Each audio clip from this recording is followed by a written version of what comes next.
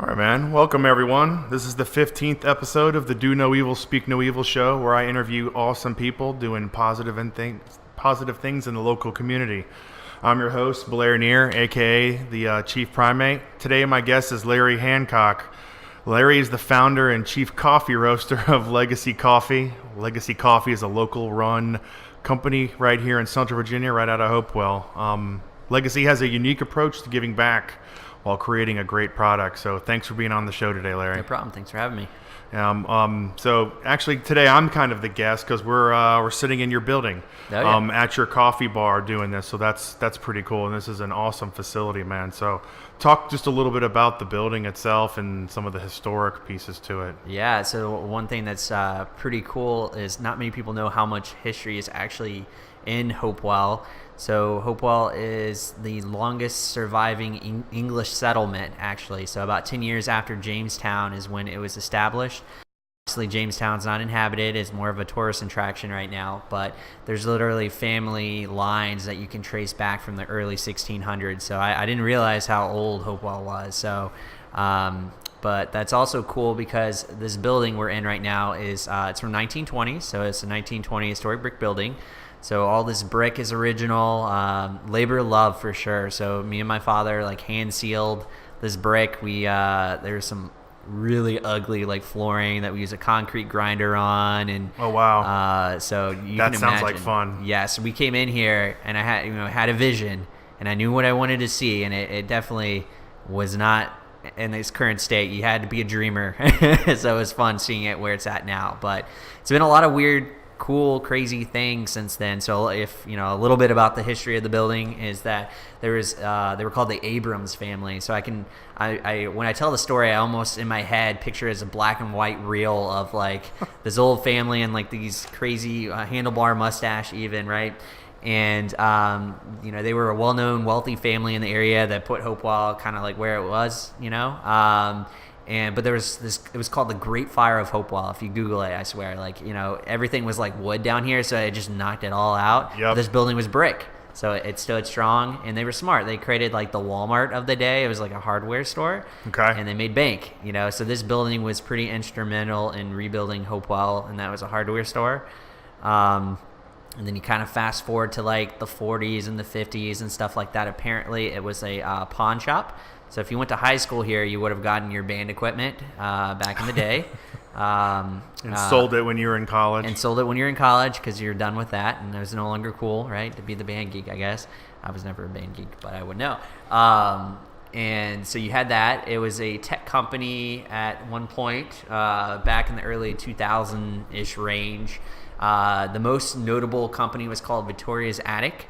That they were around for about 10 years, and then they closed in 2006. If you visit my building, there's a sign, and it has a creepy doll. Legend has it, we're not going to touch it because I don't know if it's haunted. I don't believe in that, but it's pretty creepy. If you come by, I'll give you the tour. But and this building has literally sat vacant since 2006. So we were the pioneers to this building. And we're the first coffee roaster in Hopewell's history too. So I mean, when you're in a town of 20,000 people, it is what it is. But it's super exciting. I'm glad to be here. Nice, right on. So first things first. When it comes to questions, I always like to get right into people's story and their passion. So tell us the story of Larry Hancock and Legacy Coffee and your passion and your why. Yeah, for sure. So I'm a local native. Was born and raised here. Born in Chesterfield County. I'll probably be here the rest of my life because I just love the community and the RVA, all the things that are happening here, and all the potential. So, went to school here, lived in the Thomasdale High School range kind of thing, and went to VCU and studied business administration and entrepreneurship, and then got a certificate in product innovation. And basically, I was the kid with the dream that I knew I wanted to own a company, but I didn't know what I wanted to own. I kind of went against the stream in the sense that at VCU, the most common major is undecided. But I was the kid that knew exactly what I wanted. I wanted to be a business major, and I wanted to own a company. I just didn't know what I wanted to own. And that was until sophomore year. So in sophomore year, I was just studying. And I was and there's a lot of coffee shops. And I was like, man, it'd be really cool to own one of these one day. But to set the stage, I had never made a pot of coffee, and I don't think never had Starbucks until like sophomore year of college. So like completely coffee illiterate, right? But I think that's what created me like that sponge effect. I wanted to know all there was about everything coffee. So I created a quirky blog called whatthejava.com, WTJ, and I literally went around to coffee shop owners and said, hey, I'm a college student with a really cool camera. If you give me like 30 minutes of your time, I'll write a review about you, and just so I can learn about the coffee industry. And they'd buy me lunch. I'd always write a 5-star review because I didn't know what I was doing. And, it was awesome. They didn't know that, though. But I was honest about what I was doing, don't get me wrong. But and it was great. I got a lot of exposure. I met a lot of really cool people in the coffee community. And that really solidified that was my passion, that I wanted to be involved in coffee in some way because of the community aspect, right?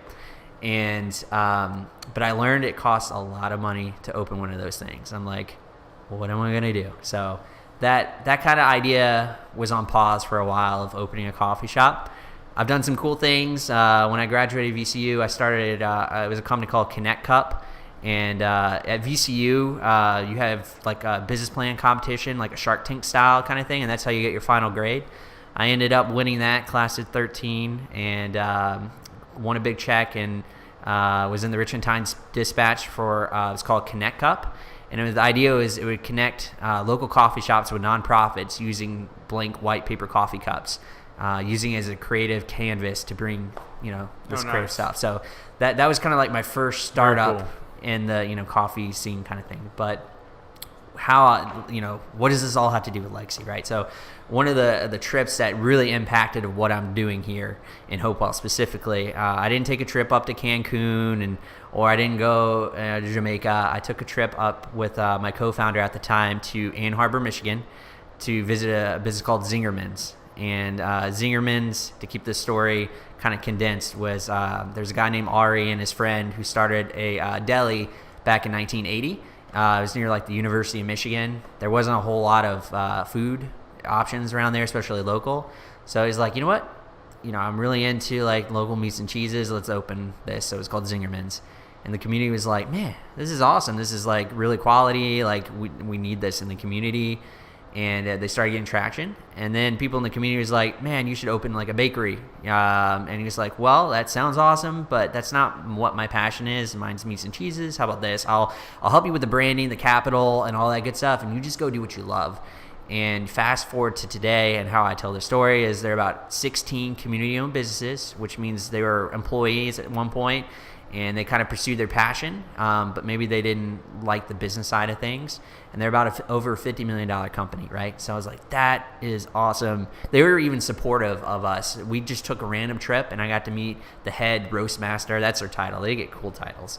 Head roast master, and I met a lot of key people. They were very friendly.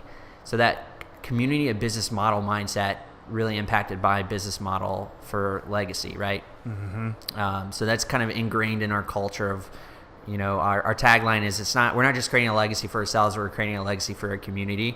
And I like to think that Hopewell is my Ann Arbor, and how they impacted the community in such an impactful way. So nice. Yeah. That's quite a vision there. And that's interesting. I'd never heard of that company, or that kind of it was almost a conglomerate then. Yeah, I don't quite know how the corporation's structured, in the sense that if they own a percentage of ownership for the branding and stuff like that. I just know it's called a community of business model mindset. They have a HR process that it's pretty known in restaurants apparently, because that's where they got their start. Where my start was in coffee and stuff like that. Their start of how they built their brand was in the restaurant industry. So, nice. Yeah. So, talk a little bit about starting Legacy, where you came from, where it all started. Yeah. So I'll people that do know me, I'm never afraid to tell the story that I literally started in my parents' garage, right? There's actually a newspaper article that quotes that, and has my quotations, that at some point you got to get out of your parents' garage. And I'm like, oh man, I sound like that guy, but it's okay, I own it. But yeah, in true Microsoft startup fashion, we started roasting coffee. After I took the trip to Zingerman's, we were trying to figure out because we didn't have a whole lot of money, how to start roasting coffee. And we found on some blog sites that you could roast coffee on a grill. And my father found that you can use a Chevy windshield wiper motor to turn at the right RPMs to turn this drum, over this open flame, right? How I like to tell the story. So I found it on Craigslist, and that's important because I'll share later. But so the guy, it was in Willow Lawn, and we were meeting the guy, and he was like, all right. And he was meeting a co-founder. He said, so what do y'all plan on doing this? You're going to cook chicken? You're going to create a catering business? We just both looked at each other, kind of chuckled, and we said, don't worry about it. You don't need it. And it was like probably the most sketchiest thing for that guy to, if he knew. But that's how we started for the first couple years, roasting coffee, selling at farmers markets, just validating the product and the brand, telling the story as best I could. And we got some traction. A lot of our names come from streets. There's our blend called Firethorn that we're enjoying right now. It's really good. Yeah, thank you. It's shocking. Our flagship blend. And there's a street called Firethorn Lane. That's right off of Kingsland and Hopkins. So if you're from the Chesterfield area, you usually have heard of Hopkins in that general area. So we were in a phase where we named everything after streets. So, nice. But that's kind of our origin story. So, excellent. Yeah. So let's get into the business end of Legacy. Talk a little bit about your range of products. You kind of just did, but all your different blends, or a count of how many different blends you're carrying. Yeah, so we have about anywhere from 6 to 8 different coffees. We have blends to single origins. Okay. Kind of how we try to differentiate ourselves in this market is that our roaster does about 6-pound batches. It's a 6-pound drum. A lot of the bigger guys do 30 to 60 pounds, so it gives me the ability to be able to do something custom for you. Whereas for them, it's a little harder, because they're bigger. So literally, you could come to me, you try any of my blends or single origins, and you're like, Larry, I want it darker, I want it lighter, I want it to taste like chocolate, I want it to taste like cherry. And I'll be like, great. We'll save it. You taste it. If you like it, we'll call it the Blair blend. And then, we're off to the races. And people like that because of the conversation aspect, right? So you'll kind of connect the dots in my story. Well, yes, I do coffee, but it's really about the communication aspect and the community, right? But and coffee just happens to be what I'm doing. So the medium for that. But yeah, so we have fair trade organic. We have at least 3 different kinds. We have light, medium, dark, pretty much any coffee for any palate. What do you want your coffee to taste like? And we're off to the races. So. Did you say free trade? Fair trade. Fair trade. That's yes. what I meant. Yep. So how does that, let's get a little into that. So yeah. So you have some that are and some that aren't? That's just how it works? Yeah, so I talk a lot about the local community, but then you have the global economy, right, and all that stuff. So unfortunately, coffee, a lot of these places where these beans are coming from it's almost like drug cartels. It's not the best environments for these farmers, right? So for a coffee roaster that wants to support and do good in this world, like, what does that mean, right? So there's 2 big things. You have something called fair trade, and you also have something called direct trade. So fair trade, there's an actual association where they're a governing body to make sure that they're meeting certain criteria, that they're actually fair trade, meaning that the farmers are getting fairly compensated. Mm-hmm. If it doesn't mean that, there's a very high likely, doesn't mean it's always the case, because it costs money to have that. So sometimes they can't afford it. But it's good to do your homework, where the farmers are literally getting pennies on the dollar and they're doing literally all the work, or most of the work, right? And then the exporters or the co-ops are not fairly compensating them. So the fair trade is basically the governing authorities looking at the entire chain system, the logistics, to make sure they're getting fairly compensated. There's something called direct trade. So direct trade within the coffee community is what a lot of us are a lot more excited about. And I'll tell you why. So the direct trade is that I have more visibility to who the farmer is. So sometimes with fair trade, and through co-ops, you lose visibility of Carlos in Mexico and like his family farm, right? There are multiple farms that are kind of like grouped together, kind of thing, and so you lose that story. Direct trade, I like to say, is I literally could Skype the farmer kind of relationship, which is like super cool kind of thing. And then you have a lot of visibility, so it almost could be a relationship of like, hey, like how are the crops this year? And they're not doing so great. Okay, can we figure out where you're fairly compensated, but I'm also able to control my costs? So direct trade is something that a lot of coffee roasters are more excited about. It doesn't have a certificate program, but there's more visibility in terms of who's growing your awesome. coffee. Yeah. So are you able to do 100% fair trade and direct trade, or probably not? So some of our coffees are that way. Yeah. So some of them are not, just because sometimes the country doesn't have it, to be honest with you. Coffee is more expensive. So as a coffee roaster, I try to do as much as I can. But a lot of my coffees the blends are kind of usually a mix kind of thing. So, but I try to do as much as I can because it matters where the beans are coming Absolutely. from. And even I was doing research on this, and even a company like Starbucks has both. They both have fair trade and unknown. Yep. They kind of said the same thing. Yeah. It doesn't mean they're bad, but it's the chance, right? Correct. Yeah. Yeah. So that's interesting, and I applaud you for making that effort. Yeah. So where are you being carried right now as far as stores, and then where are you planning in the near future? Yeah. So one thing that's interesting, as you can imagine, being in your parents' garage, really you're very limited to where you could sell. So right. Legitimacy. So a lot of times people are like, Larry, you've been around for like 4 years. Why haven't I heard of you? Well, it's because we're at farmers markets, and we were purposely staying small to kind of like grow everything, the brand and stuff. So realistically, as a brand, it wasn't until so we officially had our grand opening in June, but signed the lease in like December of last year. So really, we've only been operating this building for a few months. So it's like right now we're at Randolph Market, which is right down the street. It's a local mom and pop grocery store in Hopewell. We've been in Tom Leonard's. There's another place called Petersburg Provision. So there's little grocery stores that right now that we're working on. The best way to kind of find us is farmers markets and on our website. Our kind of claim of fame is if you place an order within 48 hours, you get your coffee. We do retail subscriptions. A big part of my market is offices and restaurants and stuff like that. But yeah, and then the second question you asked is where do we want to be, right? So I have a very localized brand. I'd like to grow it more nationally by having a stronger web presence. You're a web guy, so you know more than I would in terms of SEO and stuff like that. So trying to figure out how to grow that, to be able to tell the story better than me just literally going to networking groups. I need to grow it faster. And the second is just looking around for bigger grocery store chains, whether it's Wegmans and Martin's or Kroger and stuff like that. So, well, you've got the local trend on your side, so I mean that should help you out on that. So what do you think the long-term goal for Legacy? What is your first, let's say, big long-term goal? Yeah, so I have some financial. I've always been a very I want to say visionary, or like I'm always thinking ahead kind of thing. So I have a personal revenue goal. So I'm 27, right? So my goal by 2021, I want Legacy to be a $1 million company, and there's a couple of reasons for that. That would give me the flexibility to focus time to help other people start their own business. I know before the show we talked about my doing like an experimental internship program kind of thing.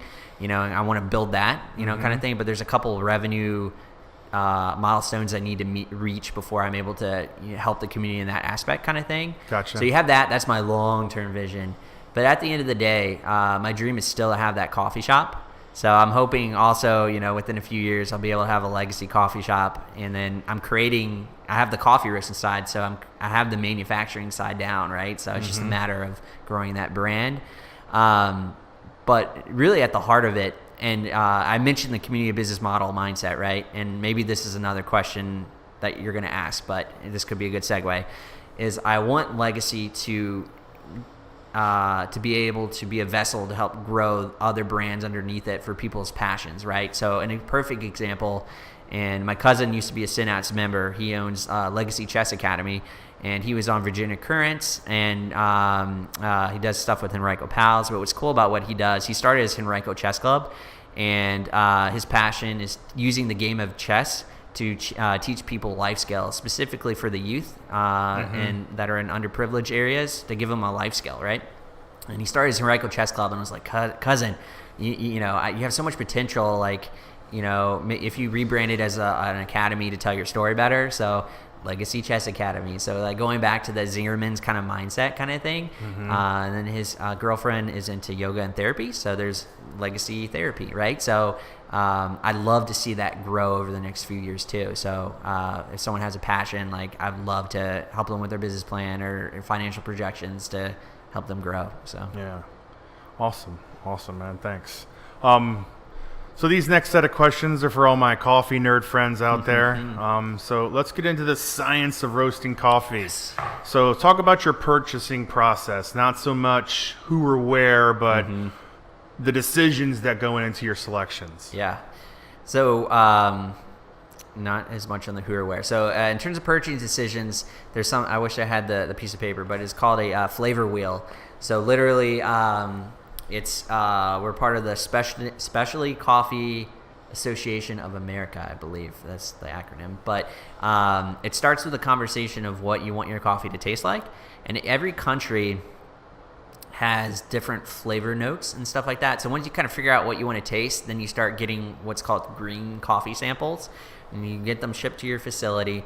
And then you just start going mad scientist style of, you know, once you know what they kind of taste like, then you have to spend all the right time to roast them appropriately, whether it's a light, medium, dark, and all that good stuff. And even within light, medium, or dark, there's like so many layers of different roast profiles. It's just, that's kind of like the layman's terms for the whole thing. So yeah, it all starts off as that, kind of like a conversation, what you want it to taste like. I gotcha. But yeah.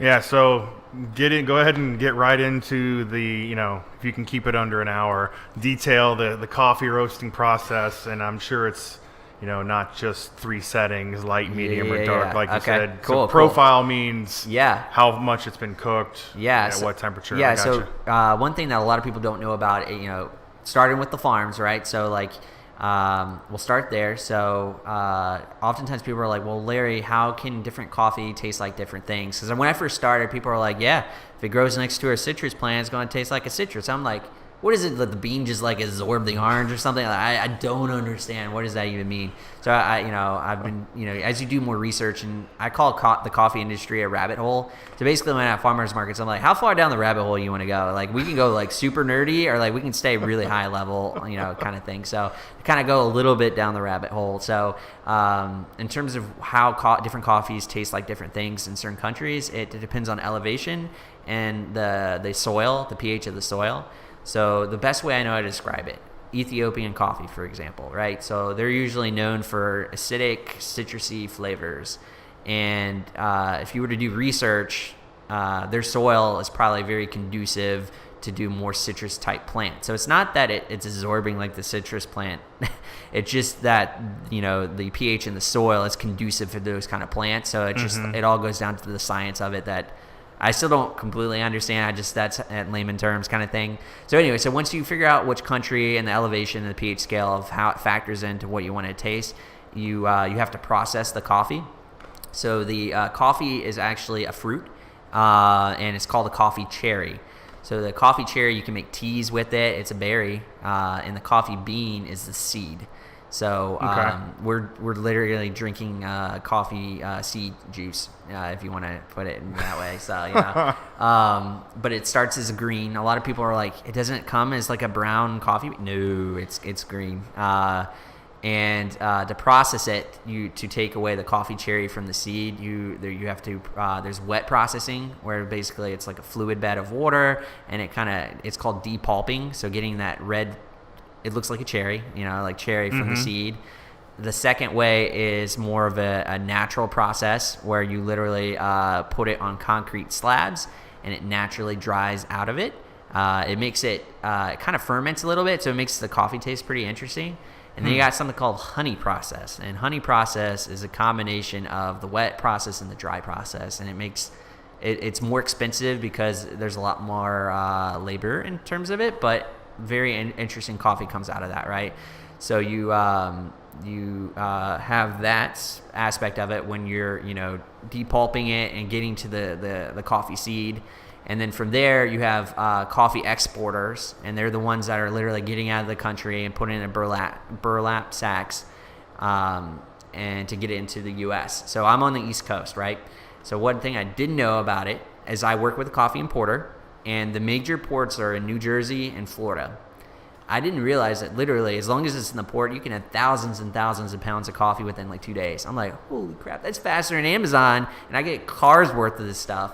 It's intense, and like you can literally get it from almost any country. It's insane. So, so you have your processing, and then you have the exporter, and then you have the importer, and the importer is really who I deal with, kind of thing. And then they're just like, hey, these are our offerings. One thing a lot of people don't know is coffee is a commodities market.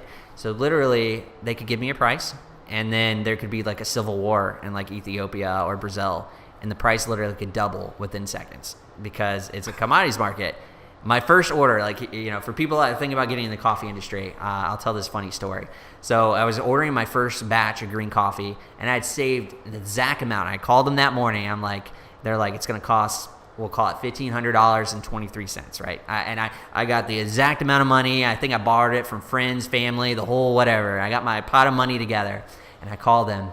And then it was literally a couple hours later. I'm like, all right, I'm ready to play my order. Like, I got an amount. And they're like, okay, that will be $1,200.23. I'm like, oh, what do you happen? And they're like, oh, honey, like, it's a commodities market. I'm like, oh. So I had to go back, ask friends and family for more money. This time, I whatever I thought I needed, I gave a little buffer, and I was good. But I learned a lot. But it's insane. And it's their job to monitor the market kind of thing. So, I have my budgets in mind, but yeah, it's a commodities market. It's interesting. So, once I have the coffee within 2 days, I usually have it in my facility, and that's when the fun happens. Blending it, making a single origin, which all that means is it's specifically from a specific farm. Okay. So if you go in a store and it looks like it's in another language, like Honduras San Vinici, and you're like, oh man, that's a funny name, or let's blend. It's really, and if it's a single origin, it's telling you it's from Honduras, it's from the province of San Vinici, and it may tell you specifically the name of the farm. So it's actually pretty cool. I used to think it was just jibble jabble, and it was like a cool fancy marketing name. language. Yeah, but there's a story to tell, and they're telling the location of the farm. But yeah. Hopefully that covers it. There's a lot to it, the coffee. So about the actual, different profiles of roasting. Yeah. Oh, that's right. Oh man, we didn't even get to that part. So, you have the light, medium, and dark.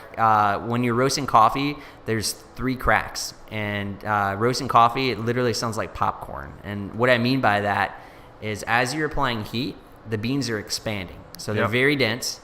And the first crack is the very beginning stages of like a light roast.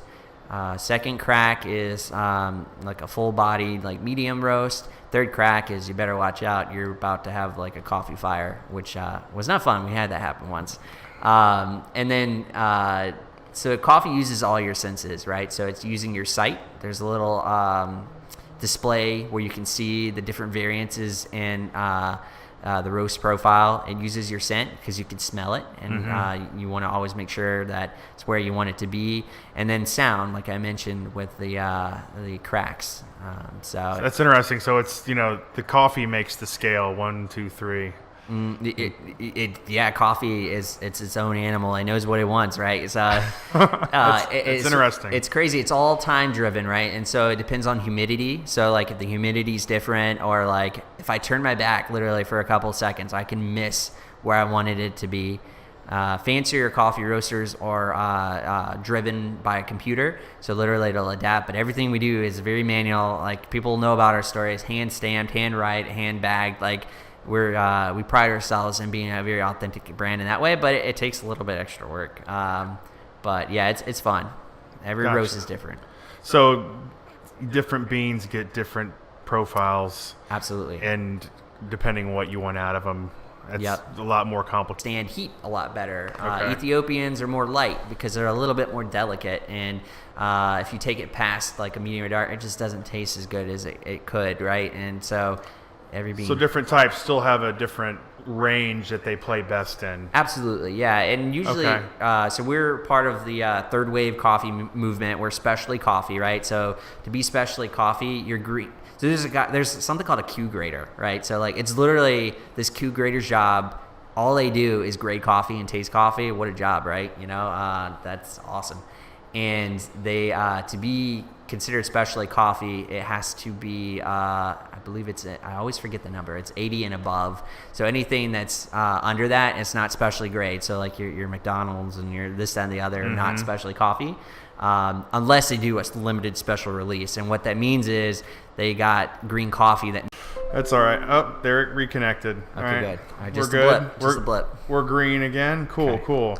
Sorry about that. So let's talk about legacy coffee and your involvement in nonprofits, naming coffees after nonprofits, and how that model exactly works. Because that's kind of what the show's about, is people who have benevolent brands. And you definitely have one going here. Yeah, absolutely. So we talked a little bit at high level, right? So one cool niche, I guess you want to call it, is doing coffee fundraising kind of thing. But really all it means is just using I believe coffee has the power to like create a lasting impact on the community, and coffee fundraising is just one of those cool things that you can do with it.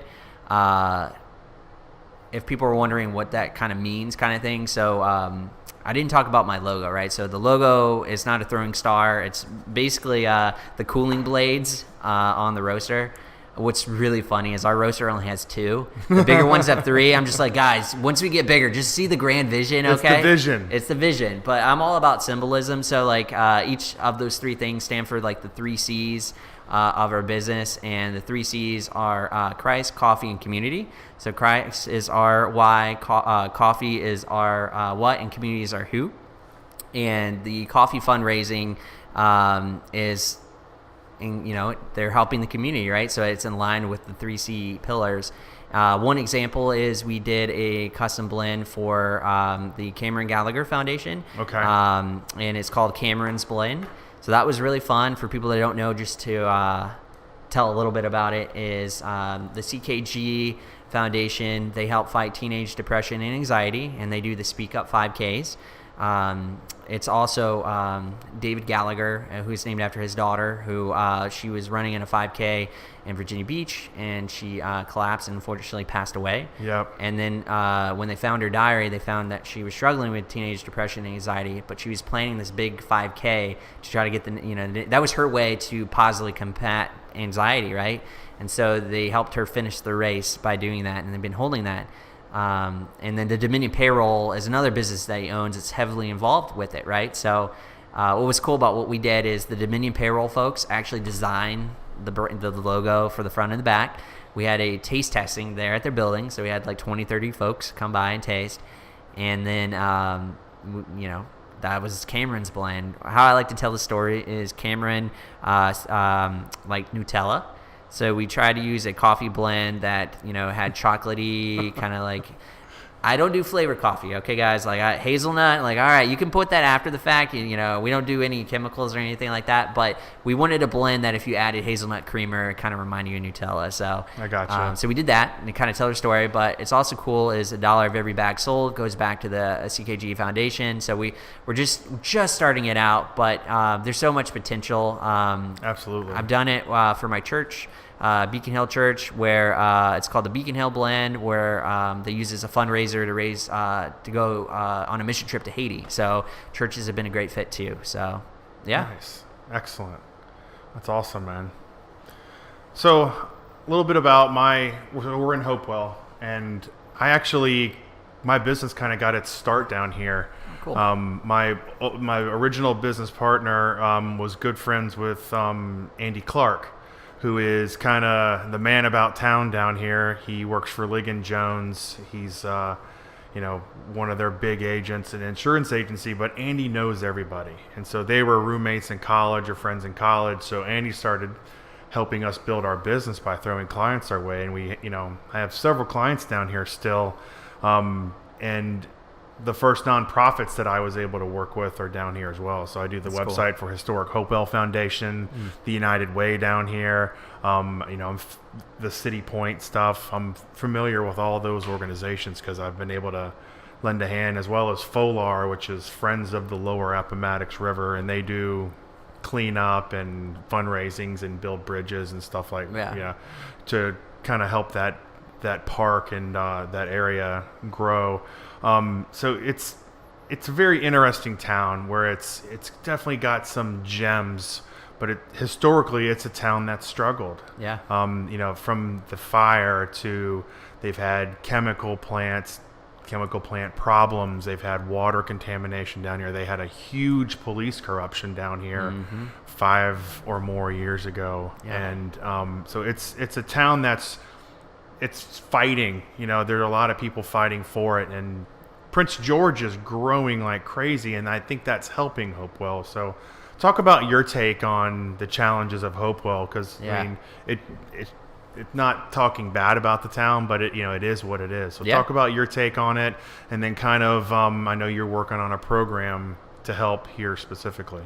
Absolutely. So, I said I was born and raised in Chesterfield. I only drove through Hopewell, and when I peg people, that seemed to be the common trend of the only thing they really knew about was the Beacon Theater, crime, corruption, and they only drove through it, right? So when we first looked at this building, I'll never forget where it was, me and my dad were looking at it at the building, and we saw, some people that maybe looked a little sketchy at first, and we're like, man, what are we doing here, right? But then for me, for people that know me, I am very faith-based, kind of thing, and I was like, there's a lot of potential here. And I went back to saying, like, Ann Arbor, right? I don't know much about their history, if it's similar to Hopewell, right? But I think that's the common theme of the opportunity to make a bigger impact, right? And I did all the research, and I saw, like, the ups and downs and this, that, and the other.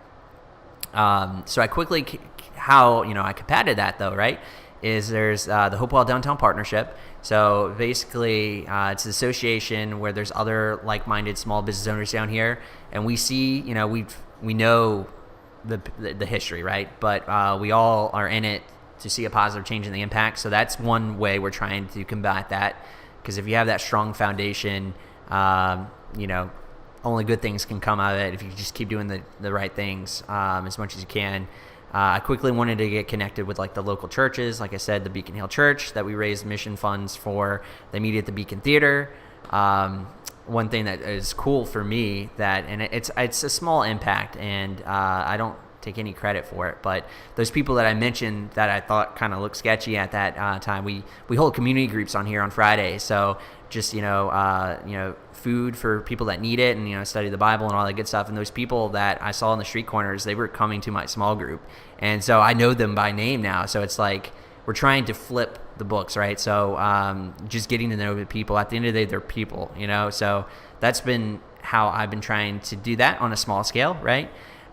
You mentioned the internship, how is legacy on a business side trying to make a positive impact, right? So one thing that I see, and I've talked to other business owners, leaders in the community, and across the board, it seems like there's a sense of Hopewell. There's a lot of hopelessness in Hopewell. There's not enough opportunities. There's this, that, and the other, right? So the poverty cycle. Poverty, right? So it's going to, and how do you change that, right? So, like, everyone wants jobs. Everybody wants this, that, and the other, but it's going to take people giving up their resources of time and or money, and once we get enough people, there'll be that positive impact. And how I'm trying to do it, at least, is I'd like to see like a revolving internship. So I have been fortunate enough where I never had to live on the streets or anything like that. It wasn't that super well off. At the same time, I was provided for, and but I had to work hard to get where we are, right? And it was a lot of support through friends and family. But when I graduated VCU, it was this revolving internship of, to get a job, you need experience. To get experience, you need a job. So this revolving thing, right? Yep. So I experienced it on a very small scale. So I was like, well, how can I change that? Create a company, right? So, but it takes a lot, right? But we're almost at that point. And how I envision that for Hopewell is someone has a dream or no experience, but they're entrepreneurial, or like they have the passion and the drive. They could come in, they could learn about manufacturing, they could learn about sales, online marketing, business plans, all that good stuff, right? And then from there, they could either continue to work for Legacy or they could go do their own thing, right? And then I would always be there as a mentor to help them through that. And I strongly believe one person at a time, if we have that kind of thing, like I mentioned, the community of business model mindset, as you can imagine, then people will be, man, have you been to Hopewell? Like there's a coffee shop, there's a coffee roastery, like, and then people are going to, it's going to take a lot of time, but it takes people with that vision for the long term and that passion to kind of buy into it. So that's kind of how, at a nuts and bolts, how I want to combat that. So that's awesome. That's, like I said, there's a select few people, fighting for this town, and I've worked with several of them, and it's interesting to see. They're definitely on, it's an uphill battle. Yeah, for sure. Yep. Interesting. So we have some time to talk about kind of growth. It's one of the things I'm super interested in, is scaling. Yeah. Taking an idea from, okay, we can make coffee, to a legitimate business. Mm-hmm. So talk a little bit about growth. I know you started in the garage and now you've got your own building. So what would you see as the biggest component to your growth has been?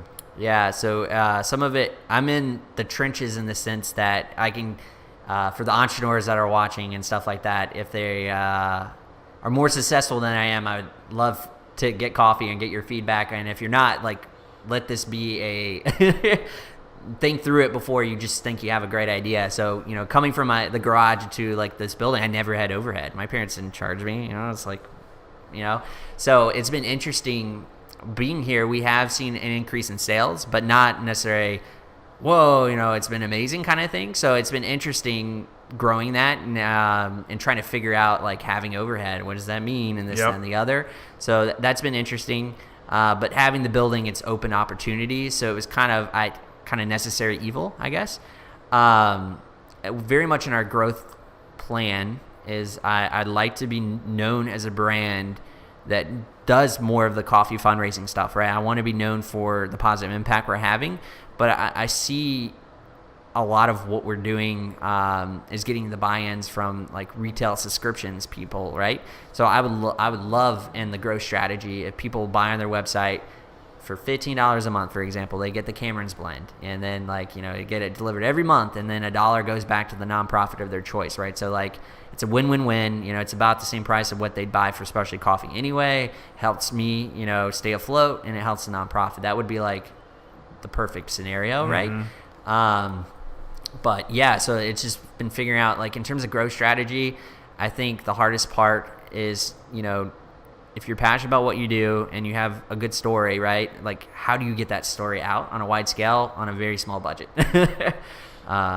Has been an interesting kind of set of challenges too. Oh yeah. So, but and myself, like you, I've had this company for 10 years, but I didn't go full time at it till June. So we started pretty much on the same day. June 1 is when my last IT contract ended. Nice. And I stepped out.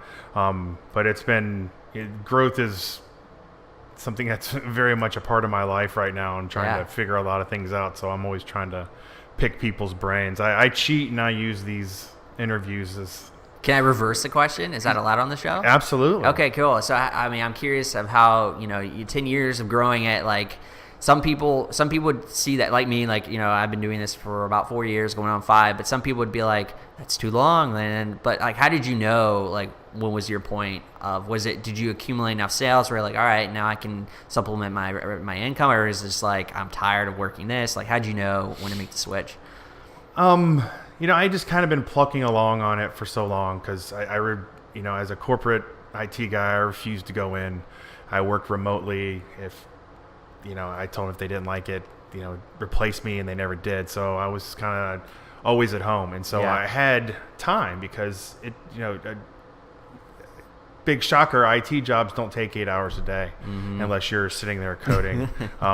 So there was time to work on this. There was time at night, and I just had, an interest in building this into something. But it wasn't until Synapse that I joined Synapse a couple years ago, and I got into a couple meetings, and I got in front of people who are connectors like Synapse is. And I've talked about Synapse a lot on the show, and it was the fact that I was showing up and being a reliable guy who did web and knew what he was talking about that didn't have ridiculous prices, I was having all kinds of traction. And I was like, if I could go to more meetings, I'd have enough business to sustain me. Yeah. And Capital One is a huge employer in this town, and I was contracted to them, and they have their legal things like, well, you got to leave for 3 months and we can rehire you.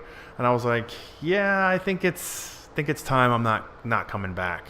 So that was the step for me. But post that, things have gone kind of wild, and I've made partnerships with other companies that we are very symbiotic and moving forward very fast with those entities, and we're all trying to kind of figure it out. But I personally think that the key to true growth is finding really good people, and I'm at that stage where I'm trying to figure out what that looks like. Andy Taylor with Junk Luggers had a great viewpoint. One is he scales his business by the amount of good employees he has. So he can add a new truck anytime he wants, but he needs 2 or 3 super solid people to man that truck. And once he finds those, then he can increase that business. So for him, it was completely employee driven. And the other thing he kind of shed light on is you need to be the kind of company that attracts that. Right? It's not only just saying I have a paycheck, who wants it. It's people that it's creating a company where people feel good for working at it. Feel good by working at it. And you have that kind of company. Right. And I try to as well, because I do as much benevolent stuff as I can while still being a profitable web company. It's a fine line, right? So it was very interesting what came out of that conversation with Andy. So that's awesome. That's my opinion. It's processes, getting everything so it's not you can hand it off, and then finding the right people to hand it off to. Cool. Awesome. So let's talk about the next thing. It's the biggest challenge to scaling. What are you finding the biggest challenge to scaling? Yeah, so 2 biggest challenges right now are knowing, where to invest my time, right? So when you're when it's not that we're starting from zero, but there's so much opportunity, is like, where do I invest my time? There's all these cool things I want to do, but sometimes if they're not paying the bill, so finding those. I'm not at the point where I can have an employee quite yet. My dad is my unpaid employee. He Thanks, does, Dad. Yeah, thanks, Dad. He does way more. My whole family is very supportive, and I'm very appreciative. There's been many a night where at the kitchen table where I have the assembly line of the pack and fill is my entire family, So yeah, that's always a challenge for sure. In the growth of the company, just making sure you're not. As an entrepreneur, you're always wondering, like, when is the right time to make the switch and this, that. And usually the common denominator is just you just taking that risk. Life's all about risks. I'm trying to remember the question in terms of... Oh, the biggest challenge to scaling. Yeah. And then one thing a lot of my mentors have been challenging me, and I recently brought on a partner for my business, is the sense that don't focus just on clients, right? It's more of a conduit mindset, in the sense that you establish the relationship. You don't go in just for the sale, right? So if you do it with that mindset, you'll feel burnt out, because if someone just, you may have an awesome product and it may be really awesome coffee, but if you sell a $7 bag of coffee and then that's all it is, the relationship is, you'll never grow fast enough. But if you lead them feeling like they're part of something much bigger, that can lead to who you can't even quantify, right? So I've been trying to not get so stressed out about just finding the next sale, the next client. It's more about, like, see it as a long-term goal. Don't veer the course. Keep making awesome product for sure, but your mindset. So like you mentioned, Synapse. Synapse is a great model for people who've never heard of it or haven't joined. To take away that layer of, like, you're just in it for the business. It's all about your why kind of thing, and I think that really does unlock something, a deeper meaning to why you're doing what you're doing, because at the end of the day, it is a business, right? There's more things that are more important in life, family and all that good stuff, but you should still have fun doing what you do on a normal day to support all those things. So yeah, not getting burnt out. Yes, that's kind of the huge. commonality. Yeah, for sure. So. All right, Larry, man, we're going to wrap it up. So do you have any parting words, announcements, events, anything you want to mention? Yeah, so I'm trying to think of some cool events. Shout out. So Dad. I always shout out to my family, my mom, my dad, my wife. Me and my wife Ashley recently had a child, Arabella Rose. Be on the lookout for the Bella Rose blend. We didn't purposely name her for that. It's just like Bella the barista. Like the possibilities are endless now. I'm having so much fun. But I'm just really thankful for my family supporting me. I mentioned my church, supported me and helped me in so much ways. In terms of events, there's a Light Up the Night event in Hopewell. I think it's December 2nd, I believe. But if you've never heard of Hopewell or you've been afraid to go to Hopewell, it's a great way to meet me, and you'll find out it's not so scary. And you'll get to try some coffee and hot chocolate and a sleigh ride and all that good stuff. So events, and just self-promotion plug. We're doing 10% off on our reoccurring subscription kind of thing. So if you want coffee straight to your doorstep, let me know. Right now it's being delivered by me and my dad. That's not going to stay for ever. So if you want like ground floor, like founders treatment, like now's the time. So. And I'll put the website URL in the description of the video. That'd be great. And any YouTube or any podcast that I distribute, so people can find you there. Are you trying to build up any social properties that I can link for you, like your Facebook or Instagram? Yeah, so we're on Facebook, Instagram, and Twitter, kind of thing. We try to stay pretty active, a couple posts a week. I would love to. I'll throw those links in there as well, sweet. Man. Yeah, awesome. All right, man. Well, that's it, folks. So thanks for listening. Thanks for coming on the show, Larry. Yeah, no problem. And it was a pleasure, man. So everybody have a positive and productive day. So cheers. All right. Let's see if I can get this to turn off.